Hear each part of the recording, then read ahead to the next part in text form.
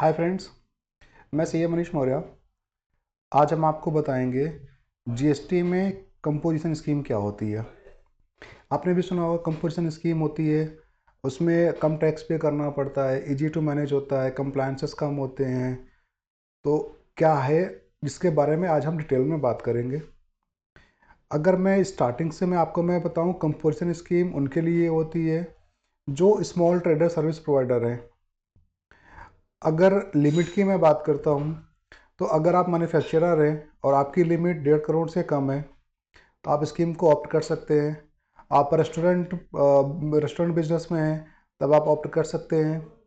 और थर्ड है कि अगर आप सर्विस प्रोवाइडर हैं और आपकी annually turnover of the preceding financial year 50 lakh से कम है तो आप करंट ईयर में कंपोजिशन स्कीम को ऑप्ट कर सकते हैं। नॉर्मल मैन्युफैक्चरर ट्रेडर केस में आपको 1% का टैक्स पेमेंट करना पड़ेगा, 0.5%, 0.5% CGST SGST रिस्पेक्टिवली। और सिमिलरली ट्रस्ट के केस में आपको 5% का रेट है, 2.5% आपको पेमेंट करना होगा CGST SGST। और सर्विस प्रोवाइडर केस में आपको 6% पेमेंट करना पड़ेगा, 3% प्लस 3% CGST SGST। तो ये तो है हमारी लिमिट कि जो जिस लिमिट में आप कंपोजिशन स्कीम में जा सकते हैं।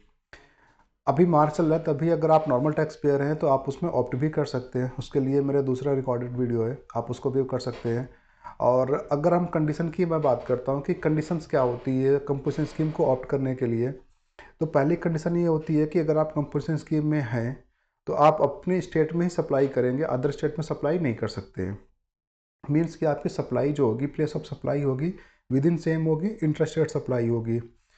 सेकेंड थिंग, आप ई कॉमर्स पे प्लेटफॉर्म पे आप ई कॉमर्स ऑपरेटर जो आप उनके साथ डील नहीं कर सकते हैं, आप सप्लाई वहाँ से नहीं कर सकते हैं। ई कॉमर्स ऑपरेटर लाइक अगर हम बात करते हैं जैसे अमेजॉन फ्लिपकार्ट वगैरह है तो आप उनके थ्रू नहीं कर सकते हैं। थर्ड थिंग्स है कि आप अपने कस्टमर से जीएसटी कलेक्ट नहीं कर सकते हैं। नॉर्मल टैक्स पेयर क्या होता है कि जब वो अपने बिल्स रेस करते हैं तो उसमें बिल्स की भी वैल्यू होती है, उनके सर्विस के गुड्स की वैल्यू होती है, प्लस जीएसटी लगा होता है। तो अगर आप कंपोजिशन स्कीम में है तो जो आपका इनवाइस जाएगा, इनवाइस आपका पहली बार टैक्स इनवाइस नहीं रहेगा, वो बिल ऑफ सप्लाई जाएगा। और जो इनवाइस जाएगा उस इनवाइस में आप जीएसटी कस्टमर से चार्ज नहीं कर सकते हैं। तो इसलिए आप ये ध्यान रखना कि अगर आप कंपोजिशन में हैं तो टैक्स इनवाइस इशू ना करें। और चौथी कंडीशन ये चीज़ का है कि जो आपका आईटीसी है, जो आपने परचेज पे टैक्स पेमेंट किया हुआ है, इवन आप कंपोजिशन में हैं, अगर आप परचेज नॉर्मल टैक्स पेयर से करते हैं तो आपको वहाँ पे जीएसटी पेमेंट करना पड़ेगा, बट आप उसकी आईटीसी नहीं ले सकते हैं। तो ये उसकी लिमिट होती है कि अगर आप कंपोजिशन में हैं तो आप आईटीसी अवेल नहीं करेंगे, ऑप्शन भी नहीं होता है, जीएसटी पोर्टल पे आप अवेल भी नहीं कर सकते हैं। बट हाँ, ये याद रहे कि आपको रिकॉर्ड मेंटेन करना पड़ेगा कि आपने कितना किससे परचेज किया हुआ है। ये जब आप अपनी एनुअल रिटर्न डालेंगे तब आपको काम पड़ेगा। तो आप डॉक्यूमेंट सारे रखें, बिल सारे रखें, बट आप ये ध्यान रखें कि कंपोजिशन में होकर आप इंटर स्टेट सप्लाई नहीं कर सकते, आप विद इन स्टेट सप्लाई कर सकते हैं। आईटीसी नहीं लेंगे, ई कॉमर्स से नहीं करेंगे, टैक्स इनवाइस रेज नहीं करेंगे, बिल ऑफ सप्लाई देंगे। और उसके बाद अगर कंप्लायंस की मैं बात करता हूँ, कंप्लायंस में दो कंप्लायंस होते हैं। पहला है CMP 08 जो कि हमारा क्वार्टरली पेमेंट होता है, इसको रिटर्न भी कहते हैं। और बेसिकली इसी इसी में ही हमारे पेमेंट भी जाती है और रिटर्न भी जाती है जो हमने सेल्स किया हुआ है। तो CMP 08 हमारा क्वार्टरली जाता है। और उसके बाद है GSTR 4। GSTR 4 हमारा एनुअल रिटर्न होती है। तो जितने भी कंपोजिशन स्कीम के डीलर होते हैं उनको अपना ईयर एंड होने के बाद विद इन 30 डेज में आपको GSTR 4 सबमिट करना होता है, जो एनुअल रिटर्न होती है, जिसमें आपको प्राइमरी दो डिटेल चाहिए होती है कि आपने कितना सप्लाई किया है प्रीवियस ईयर में, करंट ईयर में कितना सप्लाई किया, उस पर कितना टैक्स पेमेंट किया हुआ है। थर्ड थिंग्स, आपने जो इनपुट परचेज किया हुआ है, कितना परचेज किया, किस स्टेट से परचेज किया, कितना रजिस्टर्ड है, कितना अनरजिस्टर्ड है, तो आपको अपने इनपुट की डिटेल्स भी देनी होती है।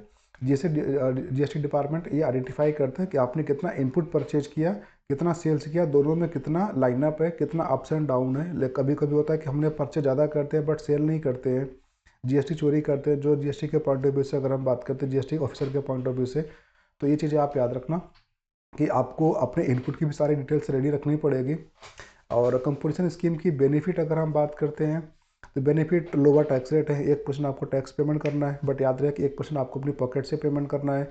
कंप्लायंस बर्डन कम होता है, लेस पेपर वर्क है क्योंकि कंपोजिशन स्कीम में आपको ज़्यादा कोई डॉक्यूमेंट्स मेंटेन नहीं करना होता है।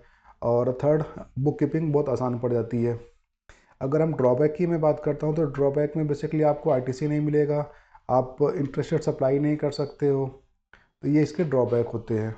आप टैक्स इनवाइस तो उसे ऐसे नहीं दे सकते, आपको वहाँ पे बिल ऑफ सप्लाई देना है, तो ये बेसिकली इसका ड्रॉबैक है। तो आज के लिए बस इतना ही, थैंक यू।